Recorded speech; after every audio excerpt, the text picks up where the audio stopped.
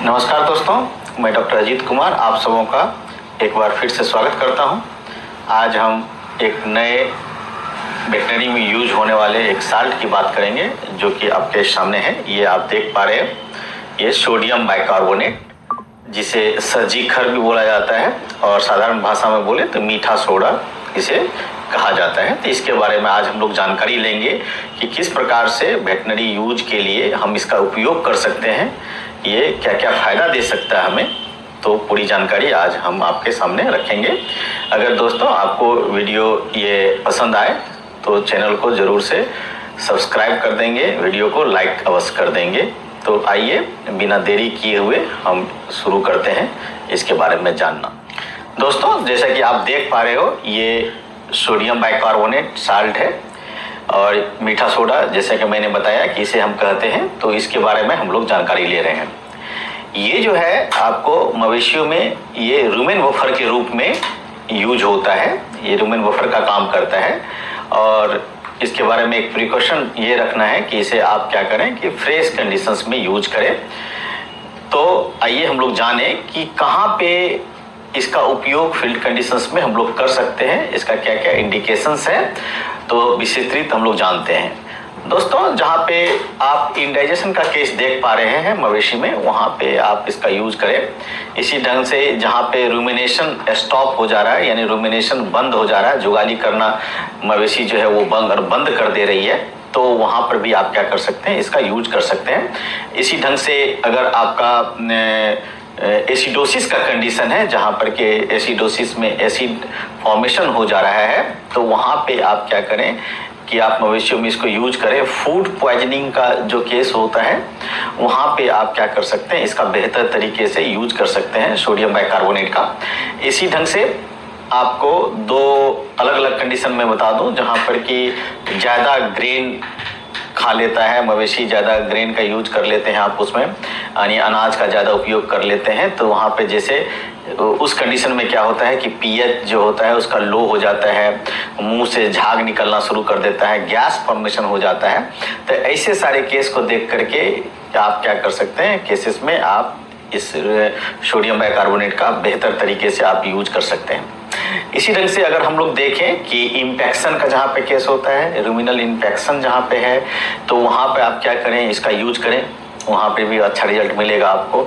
उसी ढंग से अगर लैक्टेटिंग कॉ की बात करें या एनिमल में बात करें कि लैक्टेटिंग कॉ बफेलो जो भी है, तो उस केस में आप क्या कर सकते हैं कि फैट के परसेंटेज को बढ़ाने के लिए भी इसका आप क्या कर सकते हैं, यूज कर सकते हैं। नॉमिनल केस में ये यूज होगा।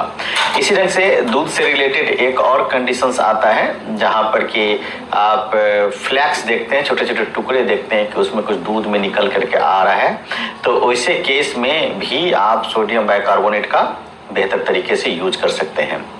एक और कंडीशन है जिसको कि बोला जाता है रिगर्जिटेशन में, जैसे कि जुगाली करते टाइम जो आपका खाना वो जो लेता है मुंह के अंदर, उसको क्या करे कि मुंह के अंदर लेने के बाद फिर से उसको बाहर की तरफ फेंक दे, तो वैसे कंडीशंस को हम लोग रिगर्जिटेशन बोलते हैं। तो रिगर्जिटेशन के केस में भी ये आपको एक अच्छा रिजल्ट दे सकता है कि उसको बंद करने के लिए ये क्या करेगा कि आपको काम करेगा, बंद करने का काम करेगा।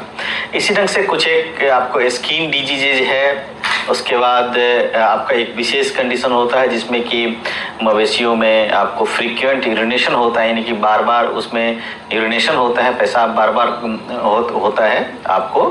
तो ऐसे कंडीशंस में भी आप सोडियम बाइकार्बोनेट का यूज कर सकते हैं। जहाँ पे आप ऑयल केक ज़्यादा खिला रहे हो, तो उस केस में भी आप क्या कर सकते हो, इसको दे सकते हैं।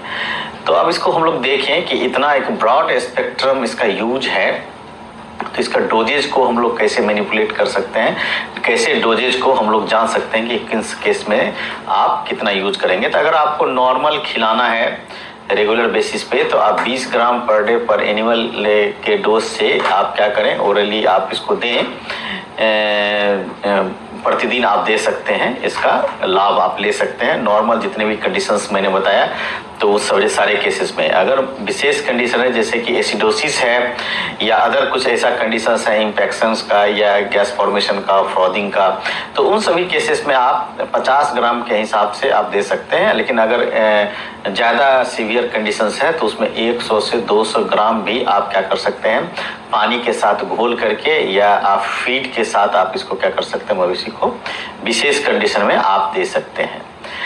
तो दोस्तों ये हो गया इसका डोज और रूट, ओरल रूट से ही देना है ये, जैसे कि मैंने आपको बताया। इसके प्रिकॉशंस को थोड़ा हम लोग देखें कि यहाँ पे क्या प्रिकॉशंस हो सकता है अगर आप यूज कर रहे हो इसे, तो प्रिकॉशंस क्या क्या लेने चाहिए। तो आपको एक विशेष प्रिकॉशंस ये लेना है, प्रिकॉशन ये लेना है कि जब मवेशी आपका ऑफ फिट कंडीशन में होता है, यानी खाना पीना नहीं खा रहा है कुछ लंबे टाइम से, जैसे 5 दिन 6 दिन 7 दिन से नहीं खा पा रहा है, तो ऐसे कंडीशंस में आप इसका यूज ना करें।